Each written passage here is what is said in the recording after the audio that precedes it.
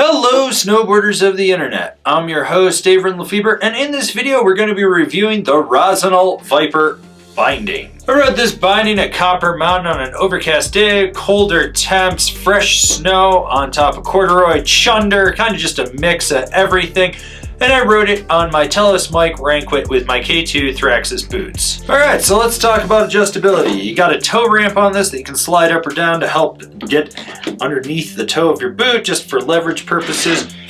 You can adjust the forward lean on the high back if you want to, if that's your thing. And you got 3 placements for your heel strap, as well as push pins on the toe strap to get that where you need to be. And finally, you got the little click down, lock down clamps here for sliding the heel strap up and down. It is what it is. I had it release on me on the toe because, well, frankly, you should have a set screw in there, not just something that's a little pinch tab, but whatever, Rossignol. I see how it is. You want to kill us. You do. I know this. All right, so let's talk about the straps on this. With the heel strap, it's that minimalist design that's just taking out any padding or anything in there so that it contours around the instep of the boot, providing the actual padding. I will say this, it's a more rigid plastic than what other companies are using. It doesn't have as much give, it just doesn't contour as well. And when you get to the toe strap, it's hard, it has a problem just fitting on most boot shapes. It wants to slide off. Overall, they're cheap, and one thing for this being a medium-large binding, it felt like these straps were almost large, extra larges. Like I had to do a lot of tightening down to get them to fit on my size 10s.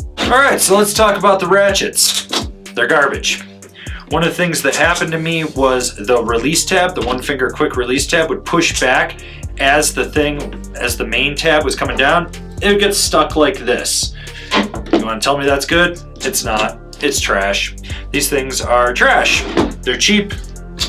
There's nothing special to them. Yes, they do climb.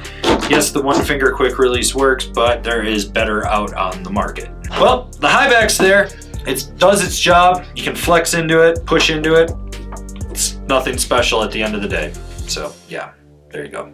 The overall flex of this binding is middle of the road, entry to beginner. It's there, you notice it, but it does have a huge shape to it, so it creates this jumbo ass dead spot with its disc right underfoot, which, I mean, if that's what you're going for, more power to you. Personally, something a little smaller would have a little bit better board feel to it, but yeah, I mean, it's an entry-level binding. What more do you want from it? So the overall ride of this binding feels like an old one. You got that jumbo-ass dead spot. You do get lateral play with it, but from toe to heel, you just notice that it's dead flexing.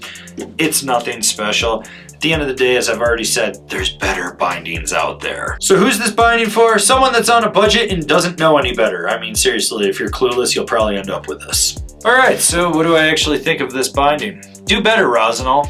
Do better. This actually looks like an open mold base tray. I think Kemper's got something that looks really close to this.